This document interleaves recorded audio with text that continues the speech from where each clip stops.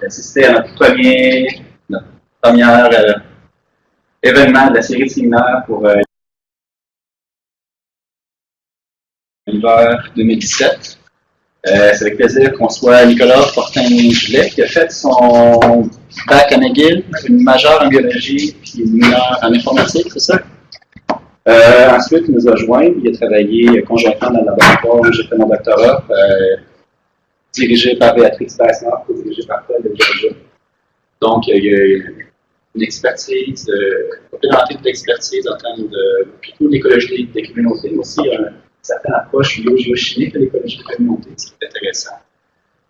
Nicolas avait commencé une maîtrise, il a décidé de faire le passage au doc après 1 an et demi environ. Donc, il a vu un potentiel et un intérêt dans son projet de pousser beaucoup plus loin, puis d'avoir une envergure en doctorat. C'est effectivement un cas, on constate que tu as déjà la plupart des articles finis d'écrire, la plupart sont soumis, et acceptés même.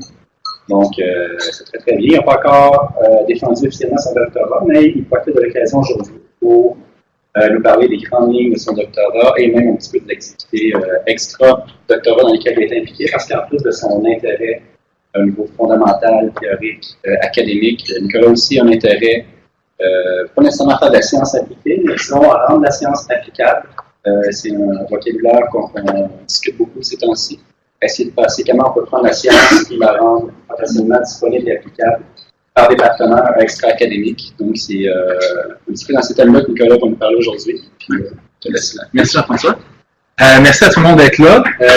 Comme Jean-François l'a mentionné, je sais que c'est une présentation aujourd'hui qui est vraiment, je vais toucher un peu au sujet que j'ai vu à quoi je touche à mon doctorat, certains des résultats que j'ai eus, aussi ce que j'ai fait à l'extérieur de mon doctorat, vers quoi aussi je veux plus m'en aller, qu'est-ce qui m'intéresse, c'est quoi mes intérêts. Donc, à la base, comme l'a dit Jean-François, moi je suis vraiment un écologiste des communautés, mais c'est ça, j'ai des intérêts vers, c'est ça, de façon de travailler à la science pour la rendre un peu plus applicable, un peu, j'ai eu l'occasion de mon doctorat de travailler avec une compagnie minière, un peu voir un peu cette interaction-là entre des gestionnaires et des écologistes, comment on peut travailler cette interaction-là, puis je vais en parler rapidement aussi dans ma présentation aujourd'hui, un peu plus vers la fin. Fait, juste pour commencer très rapidement avec les...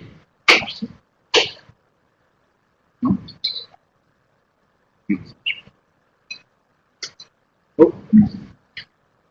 Attends, je pense que ça change ici. Ça marche. Je l'ai cliqué.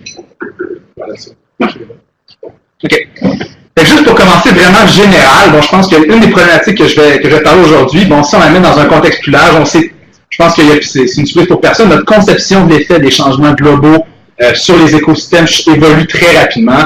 On sait qu'il y a un effet autant au niveau de la diversité que des différents processus écosystémiques. Notre compréhension change. Si on veut un peu plus dernièrement, il y a eu beaucoup d'études qui ont été faites, du moins à l'école des communautés, sur l'idée qu'en fait, la biodiversité ne fait pas seulement répondre à son environnement, mais peut aussi affecter son environnement.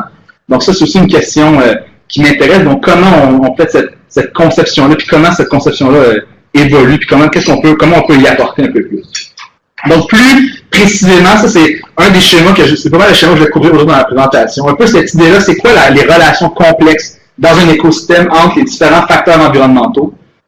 Les processus écosystémiques, on peut parler, moi je vais me focuser principalement sur la production de biomasse, on peut penser aussi à la décomposition, au recyclage des nutriments, et l'effet aussi de la structure des communautés. Parce que c'est une question qui a été approchée de différentes façons, puis c'est un peu une question qui est à l'interface de différents champs de recherche. Évidemment, la relation entre l'environnement et différents processus écosystémiques a été vraiment beaucoup étudiée.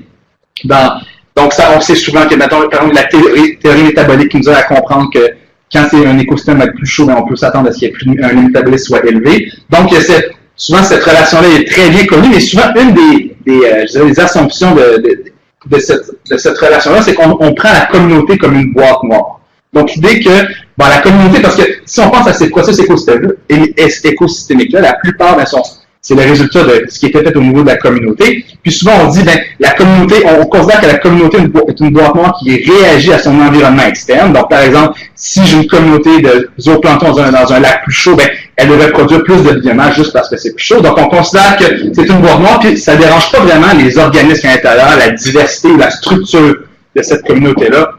Donc, souvent, c'est quelque chose une assumption qu'on va faire. De l'autre côté, du côté de l'écologie des communautés, cette relation-là, évidemment, la relation entre l'environnement et la structure des communautés a été étudiée énormément, on la connaît. Dernièrement, je dirais, dans les dernières années, les gens sont de plus en plus intéressés à l'effet de la structure des communautés sur les processus écosystémiques.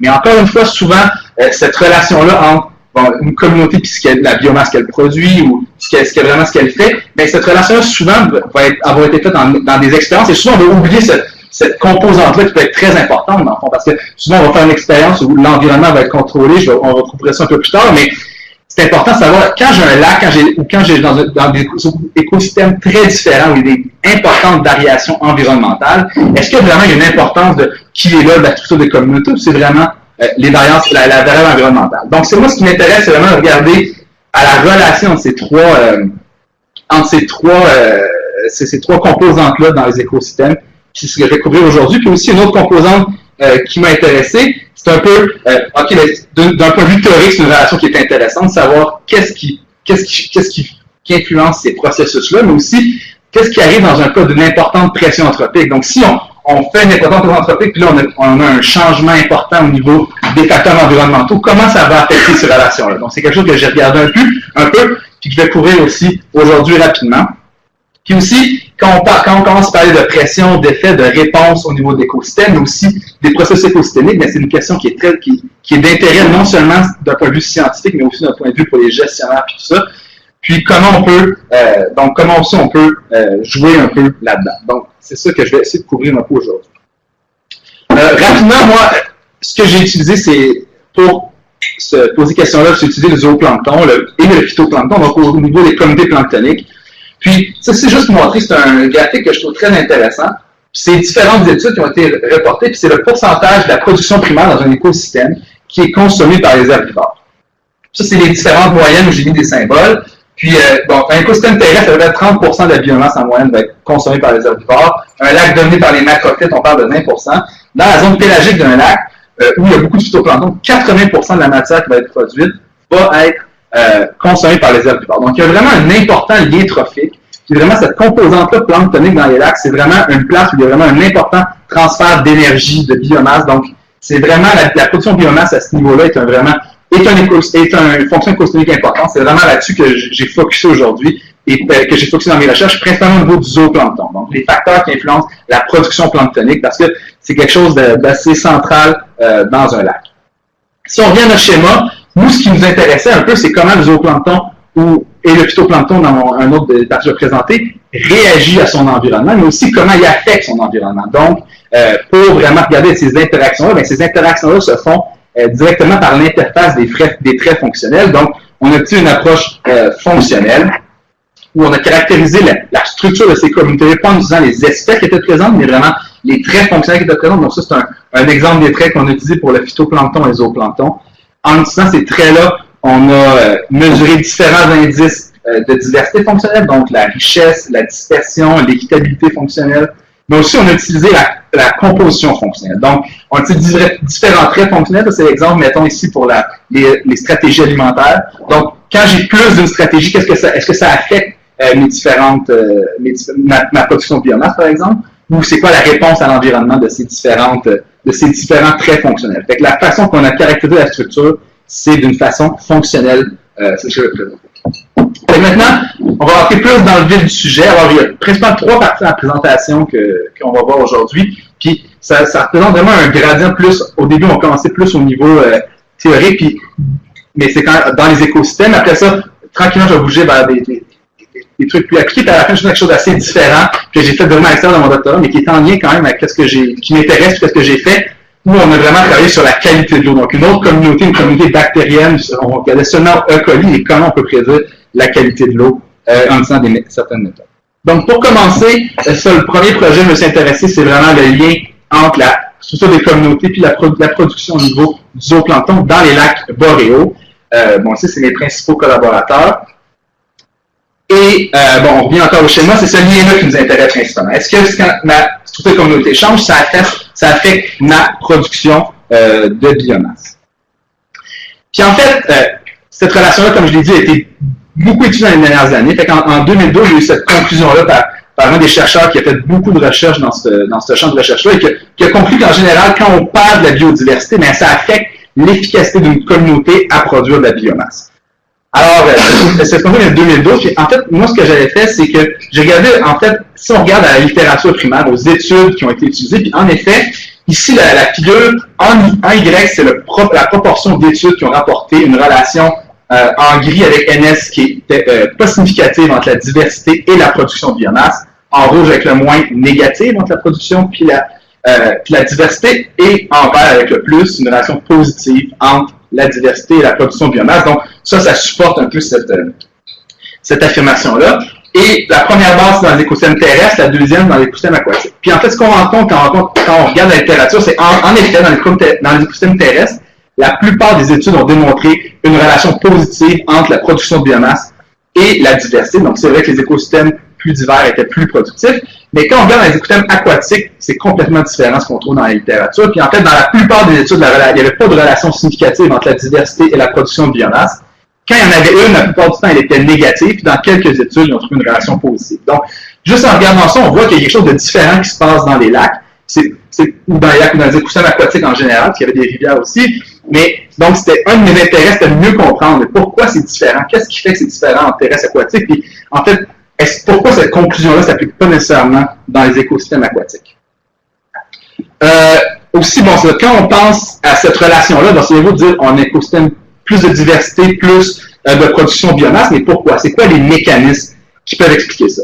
Un des mécanismes que je suis souvent utilisé, c'est la complémentarité. Donc, c'est l'idée que si j'ai un pool de ressources qui est diversifié, si j'ai plus de stratégies pour utiliser ce pool de ressources-là diversifié, mais ma communauté va être plus efficace, être capable de produire plus de biomasse. Donc, plus de diversité de fonctions, plus d'efficacité et donc plus de production de biomasse. Donc, ça, c'est un peu la complémentarité. Et donc, ça expliquerait la relation entre les deux. L'autre hypothèse qui était peu utilisée au début, mais de plus en plus, on voit que qui est utilisée, c'est l'identité, et qui n'est pas reliée nécessairement à la diversité.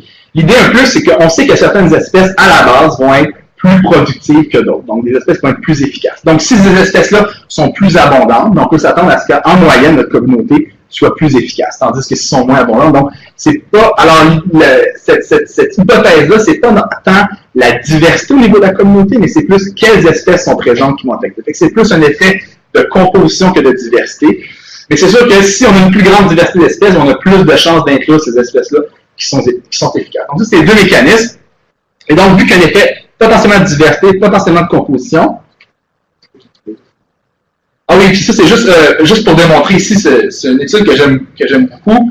En fait, c'est une étude expérimentale. Ce qu'ils ont fait, c'est la productivité du phytoplancton. Puis ici, on a 21 communautés, donc avec différentes espèces. On a 3 traitements de diversité. Donc, 3 espèces, 9 espèces, puis 15 espèces. Puis en fait, ce qu'on voit, c'est qu'en effet, en moyenne, quand il y a 15 espèces, la productivité était plus haute, était plus élevée en moyenne. Mais on voit que dépendant de la composition, par exemple, si la composition 5, on voit qu'elle était aussi productive que certaines communautés à 15 espèces. Et c'était vraiment, donc il y a un effet de la composition et de la diversité. Donc c'est ça qui m'intéresse aussi un peu de voir un peu les deux mécanismes en action. Donc, comme je l'ai dit, ce qui m'intéressait, c'était de voir la relation entre l'environnement, la structure des communautés et la production. Donc, il fallait caractériser ces 3 composantes-là. Donc, on a échantillonné 104 lacs qui sont plutôt au nord du Québec, principalement des lacs boréaux. Ici, je vais mettre. Donc, ici, chaque symbole représente une région différente qu'on a échantillonnée. Donc, on voit qu'on a couvert comme un important gradient environnemental, des importantes différences entre les régions. Donc, ça, c'est une PCA. Sur le premier axe, on voit la différence entre la région au nord, qui est dans le coin de Shefferville, et les 2 régions qui sont plus au sud, qui sont l'Abitibi-Chicoutimi. Et tandis que sur le deuxième axe, on voit plus la différence. Donc, on voit que le premier axe, c'est vraiment un effet de température, productivité. Deuxième axe, on différencie plus l'Abitibi-Chicoutimi. Donc, l'Abitibi qui a une relation beaucoup plus plate. Chicoutimi qui a beaucoup plus d'électrons, beaucoup plus d'accidentés. Donc, 2 régions qui sont assez différentes. Shefferville qui couvre pas mal ce gradient-là. Donc, ça, c'est la différence entre nos régions. Donc, ça, c'était vraiment comment on a caractérisé notre environnement. Bon, ça, je viens de le couvrir, fait qu'on va y aller rapidement, mais pour j'ai utilisé la diversité, donc l'indice de diversité fonctionnelle et la composition fonctionnelle à ce niveau-là. Et finalement, l'autre défi qu'on avait, c'était d'estimer notre composante, notre processus écosystémique, qui est la production du zooplanctonique. Et la méthode traditionnelle utilisée, c'est la méthode des cohortes. Bon, ceux qui ne sont pas à l'aise, il faut, en fait, ça implique de suivre une communauté, une population plus, tout au long d'une saison, ce qui était impossible pour nous parce qu'on voulait mesurer la production sur 104 lacs. Donc, on utilise une méthode enzymatique qui était nouvellement développée, mais qui marche vraiment très bien. Donc, on utilise une enzyme qui s'appelle la chitobiase, qui est produite lors de la nuit du zooplancton. C'est seulement pour les zooplanctons crustacés, donc c'est le groupe auquel on s'est intéressé. Donc, ça, on a une photo d'un zooplancton qui mue, puis en fait, pour se séparer il produit cette chitobiase qui va couper la chitine. Et ça a été démontré que la relation entre la concentration de chitobiase et la quantité de biomasse produite pour le zooplancton est excellente. Donc, on peut mesurer dans un échantillon d'eau la quantité de chitobiase pour avoir un très bon estimé de combien de biomasse a été produite. Donc, c'est comme ça qu'on a été capable d'estimer dans tous ces lacs-là la production de biomasse. Donc là, on revient à notre schéma de départ un peu. Il est organisé un peu différemment, mais c'est la même chose. On veut voir la relation entre la production au niveau du zooplancton, les facteurs environnementaux, la diversité et la composition. Donc, comme on voit, c'est un schéma qui est assez complexe parce qu'on sait que l'environnement peut non seulement affecter directement notre production, mais aussi un effet indirect sur la structure des communautés. Donc, on a ce schéma-là, puis pour tester si nos données supportaient ce schéma-là, on a utilisé un Structural Equation Modeling, fait du SEM. Fait que la plupart des figures que je vais présenter dans cette partie-là, ça va être DSM. Donc, juste pour résumer comment j'ai utilisé ça. Donc, chaque flèche, quand elles sont pleines, ça va prendre une relation positive.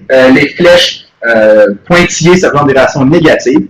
Et pour chaque lien, donc entre mes variables, on reporte ce qui est un coefficient standardisé. Donc, c'est un peu, conceptuellement, c'est assez similaire à un coefficient dans une régression multiple. Donc, plus le coefficient est important, plus la relation d'importance un peu dans notre schéma.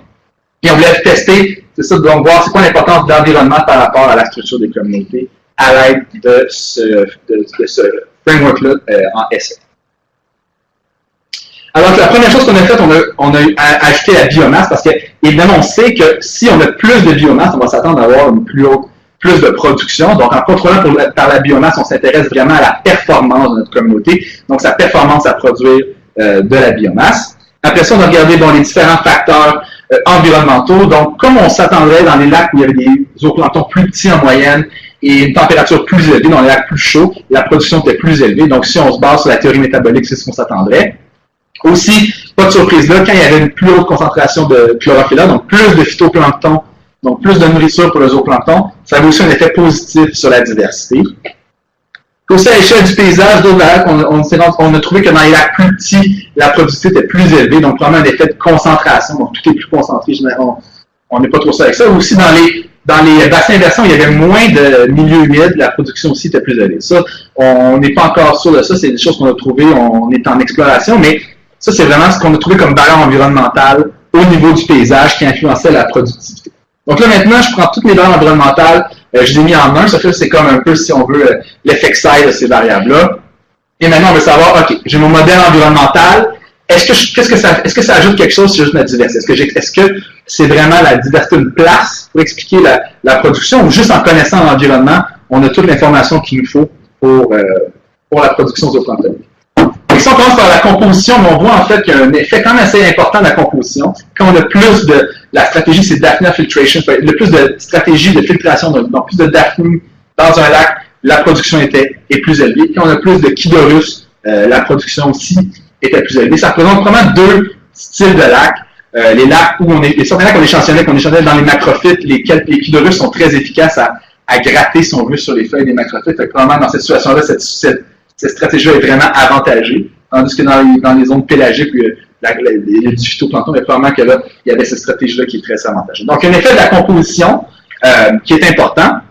Puis quand on regarde l'effet de la diversité, on avait un très fort lien. En fait, c'était le plus fort prédicteur, le simple prédicteur, et c'était l'équitabilité fonctionnelle.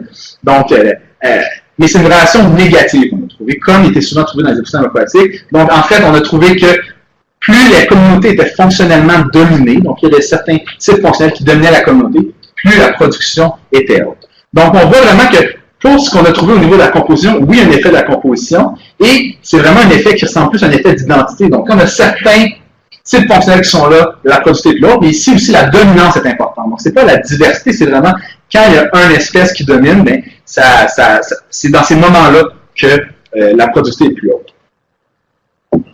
Évidemment, bon, c'est ça. Revenez à notre schéma de base. Donc, le fait que si on assume en tout cas au niveau du zooplancton, ce qu'on a trouvé au niveau du zooplancton, ça peut expliquer cet effet-là qu'on observe pas tant de relations significatives, parce que peut-être que souvent, ce qu'il y a en milieu aquatique, c'est une hypothèse, évidemment, c'est que, en fait, c'est pas tant la diversité, mais la composition qui est importante. Quand j'ai cet effet-là d'identité, ça peut expliquer ce qu'on trouve. Et donc, ça, c'est l'effet mis ensemble de la composition, l'effet mis ensemble des facteurs environnementaux. Ce qu'on peut voir, c'est que l'effet des deux est assez comparable. Donc, en tout cas, au niveau du zooplancton, il y a un effet important quand même de la structure des communautés, même au niveau du paysage, même quand on a des lacs qui sont très différents en termes d'environnement. Puis, on trouve aussi un effet indirect, comme on a fait l'hypothèse au début, un effet indirect des facteurs environnementaux. Donc, un effet direct sur la production aussi indirect. Donc, on a vraiment une régulation complexe dans laquelle il y a vraiment une importance de la structure des communautés. Donc, si on pense dans un monde en changement où on sait que les distributions d'espèces vont changer, qu'il y a des espèces qui vont s'ajouter ou s'enlever, ça peut avoir un effet aussi direct sur certains processus écosystémiques. En tout cas, c'est ce qu'on a trouvé au niveau du zooplancton. Donc, ça, c'est notre schéma maintenant. Maintenant, on voit vraiment que ces trois liens-là sont importants, puis que ça nous aide à comprendre un peu ce qui se passe, donc ces différentes relations-là. Et là, maintenant, ce que je vais m'intéresser maintenant, c'est vraiment dans un cas différent, on est dans le cas d'une importante pression anthropique, qui est une activité minière.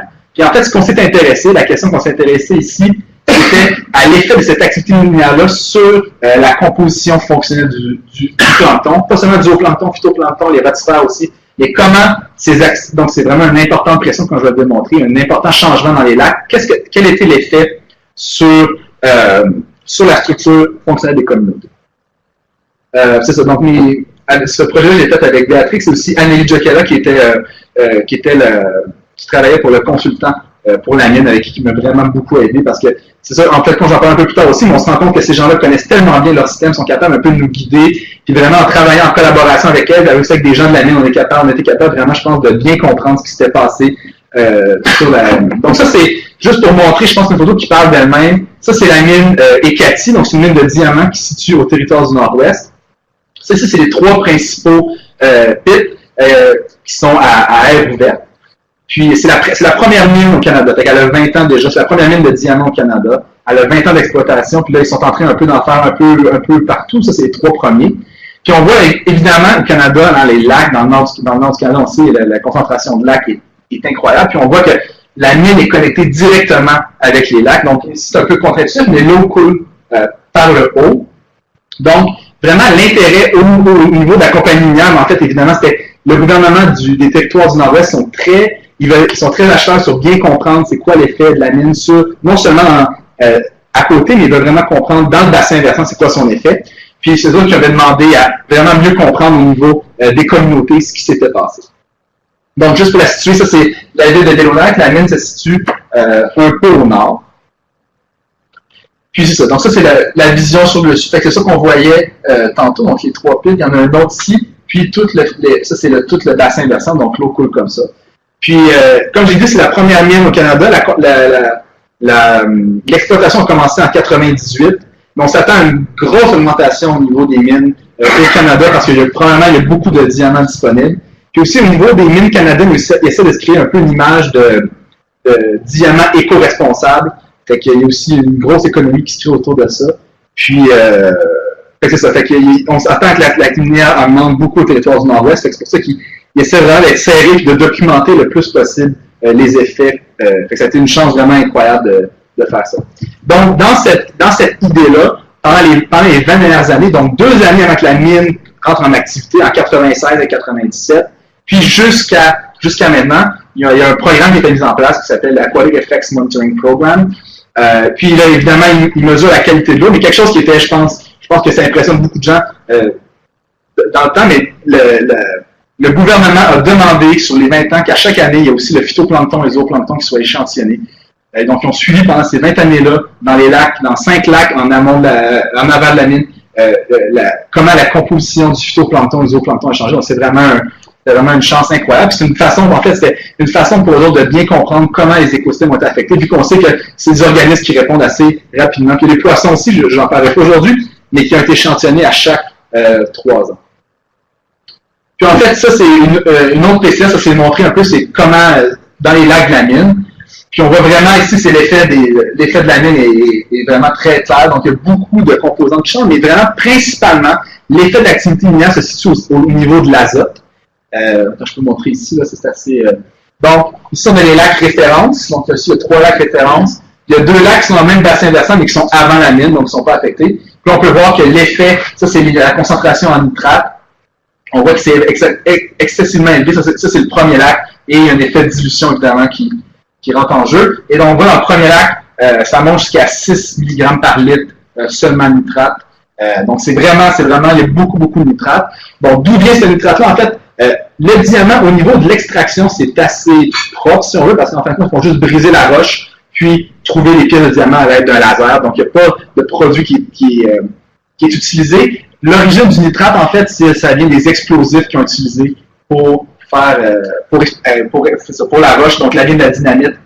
Puis après ça, c'est relargué dans les lacs en même. C'est vraiment un effet de la dynamite, puis on voit vraiment donc, cet effet-là. Donc, c'est vraiment intéressant comme... je vais vous montrer la prochaine, parce qu'en fait, c'est ça. Ici, on a le LLCF, qui est le Long Lake Containment Facility. Fait que ici, il y en a plusieurs en chaîne. C'est là-dedans qu'ils vont mettre tous les débris miniers. Avant, c'était des lacs. Maintenant, ils considèrent plus ça comme un lac. Ils considèrent comme un Containment Facility, puis les lacs sont comme après. Donc, il y a comme arbitrairement, ils ont décidé que ça, c'était plus nécessairement des lacs. Puis, eux autres, donc, ils échantillonnent ici, puis après ça, ils voient c'est quoi l'effet dans les lacs après. Puis, comme je l'ai dit, vraiment, l'export principal, c'est vraiment le nitrate. Il y a aussi d'autres composés qui sont exportés, mais rien au niveau des limites létales pour zooplancton, phytoplancton. Je pense que c'est vraiment ça l'effet principal. Alors, il y a cette chaîne-là de lacs que nous, on a étudiée, puis finalement, ça arrive dans un lac ici qui s'appelle le lac de Gras. Ici, on ne voit pas très bien, mais c'est le gros lac ici. Donc, ça finit à ce gros lac-là. Fait que là, ils ont voulu savoir comment, dans les 20 dernières années, ça a changé. Donc, c'est intéressant parce qu'il y a la composante temporelle. Évidemment, dans les premières années, on a de plus en plus de composés qui s'accumulent dans ces lacs-là, mais aussi la composante spatiale, parce que ici, on voit des lacs qui sont vraiment affectés, puis évidemment, avec l'effet de dilution, ben, l'effet diminue. Donc, c'était intéressant de ce côté-là. Puis les autres, comme je l'ai dit un peu plus tôt, ils étaient vraiment intéressés de savoir quel avait été l'impact de ce changement-là sur les communautés planctoniques. Et c'est la question qu'on se demandait. On sait que l'activité minière affecte la qualité de l'eau. C'est quoi la réponse au niveau des communautés planctoniques? Puis un peu les deux questions que les autres se posent, c'est savoir donc les deux potentiels mécanismes, je ne vais pas en parler trop aujourd'hui, mais les autres qui se demandent est-ce que c'est un effet de la qualité de l'eau direct sur les différents niveaux trophiques, ou c'est en fait un effet sur un niveau trophique, après ça une réponse sur mettons au niveau du phytoplancton, après ça une réponse trophique des autres niveaux. Parce que comme je l'ai montré tantôt, la réponse était vraiment forte au niveau du phytoplancton, puis on observe qu'au niveau, en tout cas, zooplancton, après 20 ans, il n'y a pas vraiment eu de réponse de la communauté, ce qui est assez étonnant. Mais c'est pas mal ça qui s'est passé. Fait que on va regarder plus ce qui s'est passé au niveau du phytoplancton. Ça, juste pour expliquer, l'analyse qu'on a ici, c'est une PRC. Donc, ici, on a les différentes années. Donc, 96 à 2014. La ligne rouge représente quand l'activité minière a commencé. Donc, il y avait juste 2 années pré-activité minière, ce qui est pas beaucoup pour vraiment faire un comparable. Puis ici, la ligne grise représente les lacs de référence. Donc, nos 2 lacs de référence qu'on a. Et ça représente, en fait, c'est ça, la différence en termes de composition fonctionnelle entre nos lacs. Donc, chaque couleur, chaque ligne représente un des lacs de la mine. Et c'est donc la différence, donc la divergence fonctionnelle entre ces lacs-là, puis entre les lacs de la mine puis nos lacs références. Donc, pour l'avoir dans le temps, comment ça a changé, puis aussi dans l'espace. Et puis ici, on peut voir, c'est ça, donc, quand on dit un changement au niveau fonctionnel, donc on peut voir quels traits ont changé. Alors ici, vraiment, les traits qui ont été favorisés de ce côté-là de la PRC, c'est donc c'est des espèces qui étaient plus consommables par le zooplancton, donc des plus petites espèces, des espèces qui demandaient de la silice et qui étaient non motiles. En fait, on va parler un peu plus rapidement, mais c'est vraiment les types diatomées centrées qui ont été favorisés dans les lacs impactés par la mine, tandis que de l'autre côté, ceux qui ont été impactés négativement, beaucoup les mixotrophes ont disparu, les algues coloniales. En fait, si vous avez le gradient, ça c'est le premier lac, le deuxième, on est de plus, la distance du LCF augmente.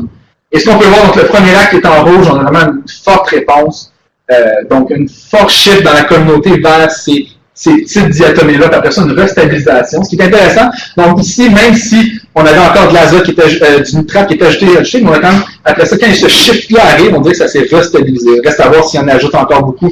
Et leur plan, c'est de stabiliser l'impact sur les lacs. Donc, on voit dans ce premier lac-là, on a vraiment une réponse vraiment forte rapidement, puis une restabilisation.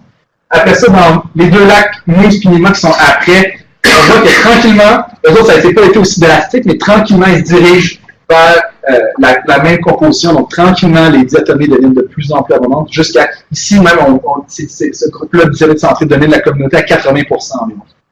Donc, il se rend là, et on voit que l'effet est de plus en plus, arrive de plus en plus tard quand on descend dans les lacs. Donc, il y a vraiment une réponse autant temporelle, donc on va dans le temps, ça s'en va de plus en plus vers cet état-là. Comme ça, il semble comme une stabilisation, tandis que au niveau, puis c'est un état qui est plus fort, vraiment proche de la mine, puis qui s'est diminué. Puis, en fait, ce qui est intéressant, c'est qu'on voit vraiment ce important shift-là au niveau de la composition, mais il n'y a eu aucun vraiment changement au niveau de la biomasse. Donc, il n'y a pas eu de biomasse, il n'y a pas eu d'augmentation au niveau de la biomasse. Évidemment, on parle ici, probablement c'est une question de limitation, parce que, évidemment, il y a juste de l'azote qui a été ajouté dans le système. Le phosphore est très, très bas dans ces lacs-là. En fait, ils ont fait une expérience dans un des LLCF. Ils ont ajouté du phosphore pour voir, essayer, est-ce que ça pourrait faire sédimenter, en tout cas, puis diminuer l'azote. Puis le disque de séquille dans ces lacs-là, c'est 15 mètres. Puis, en 2 semaines, dans le champ du phosphore, le séquille est descendu à comme 2,5 mètres, 3 mètres. Fait c'est ça qui limite un peu la production, mais c'est pour ça qu'on a observé juste un shift au niveau de la composition. Puis comme je l'ai dit, c'est une chose qui est étonnante, j'en parlerai pas beaucoup aujourd'hui, mais même après 20 ans, avec ce shift-là vraiment important au niveau du phytoplancton, il y a vraiment quasiment rien qui est observé au niveau du zooplancton. Le zooplancton est resté, la communauté est restée pas mal la même après 20 ans, peut-être même après tous ces changements-là qui sont arrivés. Donc une autre question intéressante, mais que je ne toucherai pas aujourd'hui.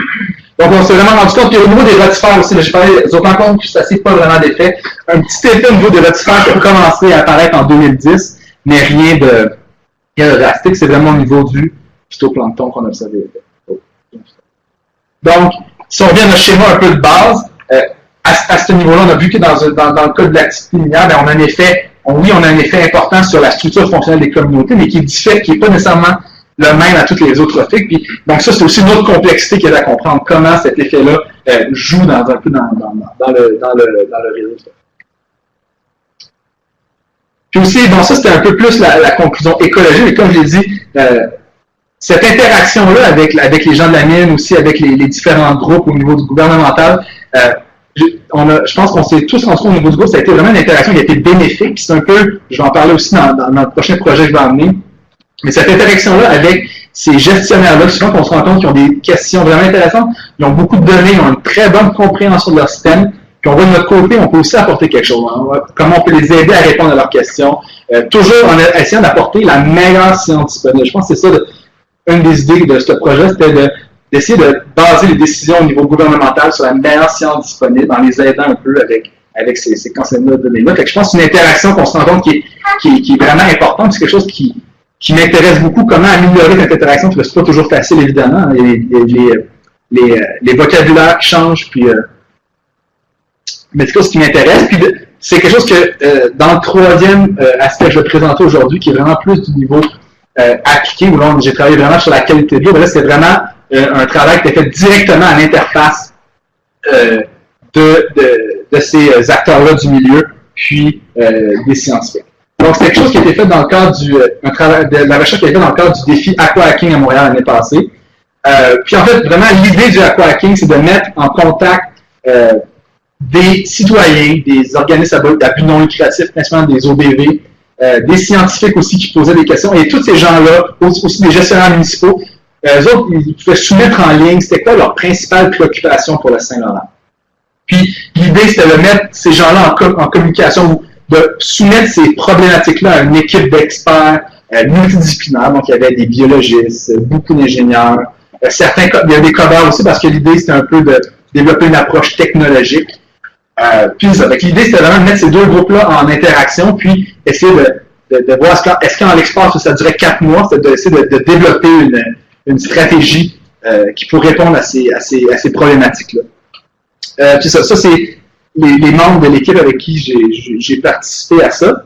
Puis en fait, l'idée un peu qu'on avait, quand on regardait les problématiques qui avaient été soumises par la population, la problématique qui sortait le plus souvent, la numéro 1, c'était les questions sur la qualité de l'eau, sur la baignade à Montréal. Il y a beaucoup de gens, je pense, qui veulent se réapproprier. Ici, une image de 1960, il y avait beaucoup plus de plages à Montréal. Beaucoup de ces plages-là ont été enlevées. C'est ici la photo du Grand Splash 2015, où à chaque année, les gens, je ne sais pas si vous avez déjà entendu parler, mais ils vont se lancer dans le Vieux-Port de Montréal pour demander un accès à l'eau. Donc, c'était une problématique qui était vraiment importante. C'est ça qu'on a décidé d'approcher comme problématique. C'est ça qu'on a demandé d'approcher comme problématique. Puis, revenir un peu à ce schéma-là, mais d'une façon différente. En fait, on a une pression anthropique qui est très importante. Puis je pense que une des raisons pourquoi il y a eu beaucoup de problématiques de gens qui ont pensé à ça c'était à cause évidemment du fameux Flushgate de 2015. Les gens sont connaissent beaucoup plus maintenant. Donc, le problème, évidemment, c'est que à chaque fois qu'il y a trop de pluie à Montréal, les égouts sont combinés. Donc, la plupart des égouts, la moitié sur l'île sont combinés. Donc, quand il y a trop de pluie, mais tout s'en va dans le Saint-Laurent. Autant l'eau de pluie que ce qui sort des toilettes. Donc, quand il y a cette, je sais pas c'est quoi le terme en français, mais cet overflow-là, bien évidemment, il y a une concentration de E. coli importante qui se retrouve dans le Saint-Laurent. Puis là, la question, c'est quoi l'effet sur la qualité de l'eau. Puis quand on parlait aux gens de la ville, puis aussi une des choses qu'on essaie de voir, en fait, c'est que la qualité de l'eau en Saint-Laurent, quand on parle aux gens autour de nous, la plupart des gens, je pense, sont inquiets de la baignade dans le Saint-Laurent. Et quand on regarde des données, en tout cas au niveau, pour le E. coli, sûr qu'il y a des contaminants aussi, mais en moyenne, autour de l'île de Montréal, la baignade devrait être interdite à peu près en bas de 5% du temps. Donc, la plupart du temps, l'eau est de bonne qualité, l'eau est baignable, ce qui n'est pas le cas non plus parce qu'à Montréal, toute l'eau sort à la même place. Donc, ce qui est après l'île, c'est beaucoup plus problématique, mais avant l'île, en fait, la question, c'est de mieux comprendre. C'est quand l'idée, un peu, c'est de mieux comprendre, c'est de mieux identifier ces moments-là où la qualité de l'eau est baignable pour vraiment donner la confiance aux citoyens. C'est un peu ça l'idée, parce que ça arrive pas si souvent que ça. Puis en fait, la méthode actuelle est pas très adaptée à donner confiance aux gens. Parce qu'il arrive en ce moment, la Ville de Montréal va prendre un échantillon d'eau, l'échantillon d'eau est analysé, mais ça prend à peu près 24 heures de recevoir la confirmation de si l'eau était contaminée ou pas. C'est pas très efficace parce qu'en fait, ça c'est une situation réelle qui est arrivée en 2014. Maintenant qu'on imagine qu'il y a une plage là. Donc ça c'est la contamination réelle en E. coli. Donc ça c'est l'unité, c'est des UFC par 100 millilitres. Puis ça ici c'est le seuil sécuritaire. Donc il ne devrait pas avoir de baignade au-dessus de 200 colonies par 100 millilitres. Fait qu'on voit que cette journée-là, ben, il y avait eu de la pluie la veille, fait qu'il y avait eu un gros overflow. Puis il y avait eu la contamination était vraiment vraiment élevée. Mais l'échantillonnage de la veille avait dit ben l'eau est correcte, donc ici l'eau était baignable selon l'échantillonnage, tandis que la contamination était vraiment vraiment élevée. Mais le lendemain, ben, quand l'analyse est sortie, ben, là, la plage aurait été fermée, mais en fait la qualité de l'eau était bonne. C'était juste que donc quand tu prends 24 heures, non seulement ici c'était dangereux de se baigner parce que la concentration était extrêmement élevée, mais ici le lendemain, ben, la plage est fermée pour rien parce que en fait on a pris le résultat de la veille et on l'a appliqué aujourd'hui. Donc on voit que cette situation-là est problématique. Puis à la Ville de Montréal, leur principal sont très... ils ont peur de ça parce qu'évidemment, si à Montréal, on ouvre une plage, on a des milliers de personnes qui vont se baigner cette journée-là, mais ça peut causer un gros problème de santé publique et de confiance et d'image. C'est un peu ça la question que les gens se posaient. Alors l'approche que nous on a utilisée, en fait, c'est pas très complexe. En fait, on a bâti un modèle prédictif. D'être capable de voir est-ce qu'on peut en temps réel prédire c'est quoi la qualité de l'eau du Saint-Laurent, basé sur les données météo, parce qu'on sait que la pluie c'est important, donc la pluie dans les derniers jours. La Ville de Montréal nous a donné les données surverses, donc on sait quand il y a une surverse, parce qu'ils suivent, ils savent aussitôt qu'il y a une surverse, ils le savent. Donc les données surverses, on utilise le débit du Saint-Laurent, on utilise différents facteurs, voir si on est capable de prédire. Ça donne que les relations entre ces variables sont assez complexes.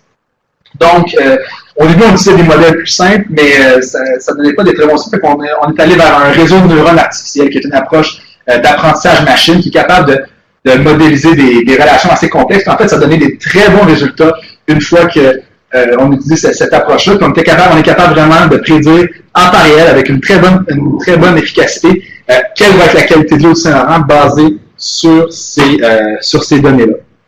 Puis en fait, si on applique notre modèle, on voit qu'on ne fait pas exactement à la même concentration, ce qui fait du sens, mais notre modèle prévoyait très bien que cette journée-là, en fait, la baignade aurait dû être fermée parce que c'était trop haut. Puis le lendemain, ça aurait dû être ouvert parce qu'on était rendu en dessous du seuil. Donc, on voit que ça aide beaucoup à éviter les fermetures inutiles, puis de protéger la santé publique. Donc, si on voit un peu l'efficacité de ce qu'ils font à la Ville de Montréal, donc ça, pour l'instant, ça, c'est l'approche. Donc, l'ouverture des baignades, c'est pas si pire. Donc, ils ne ferment pas trop les baignades souvent quand ils devraient être ouverts, mais pour la protection de la santé publique, c'est vraiment très faible.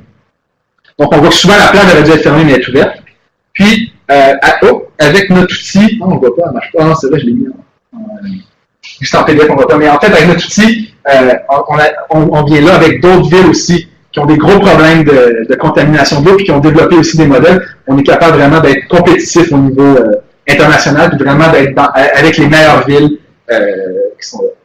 Là aussi, on a développé aussi, ça faisait plus partie de la compétition. Moi, c'était moins mon côté. Moi, j'ai plus allé du côté du modèle. On avait aussi une application, on ne marchera pas. C'était une vidéo pour l'application qui est en PDF, mais pour communiquer avec les citoyens. C'est vraiment pas ça qu'on a. Il fallait développer quelque chose de plus. Comme ça. Puis, après ça, une question aussi qui est rapidement en terminant. Quand on a commencé à parler de ça aux gens, les gens, ça les intéressait, mais il y a beaucoup d'autres problématiques. Les gens sont venus nous voir. Est-ce qu'on pourrait, les gestionnaires, les gens des OBD, puis il y a beaucoup de gens qui vont, j'ai pas approché la question encore du tout, mais ils ont demandé est-ce qu'on pourrait penser à quelque chose de. C'est une question évidemment plus complète, mais pour les cyanobactéries, est-ce qu'on pourrait avoir des approches comme ça qui pourraient nous aider à prendre des décisions qui sont mieux informées, des décisions qui sont vraiment informées sur la meilleure science disponible. Donc, juste pour terminer, je pense que cette interaction-là entre nous, entre des experts à différents niveaux, puis les gens vraiment qui prennent des décisions, c'est vraiment quelque chose qu'il faut travailler parce que c'est pas facile, c'est des défis, il y a des méthodes à appliquer, mais je pense que ça aide à vraiment baser des décisions sur la meilleure science disponible. Je pense que c'est quelque chose d'important.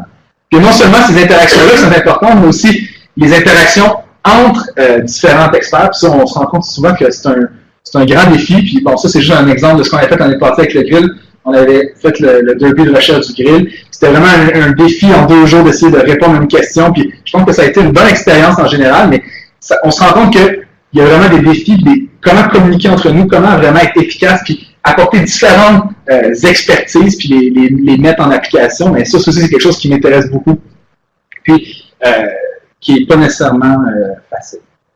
Fait que sur ce, je pense que c'est tout. Ah non, c'est ça. Donc, juste pour rapporter vraiment la fin, ramener le schéma, donc ce qu'on a trouvé un peu, puis au cœur de ça, je pense qu'une des choses qui m'intéresse beaucoup, c'est, donc on a fait toutes ces interactions-là au niveau théorie, mais prendre cette science-là, puis mettre au cœur de ça, je pense que c'est important de temps en temps aussi, ça, de penser à, bon, comment on pourrait avoir cette science-là applicable, qu'est-ce qu'on peut aider les gens qui prennent les décisions, qu'est-ce qu'on peut leur apporter, ils ont des questions, on a des aptitudes, comment mettre ça, mais il y a toutes ces interactions-là, c'est pas nécessairement facile, non seulement avec eux, mais aussi entre nous, comment on peut améliorer notre collaboration.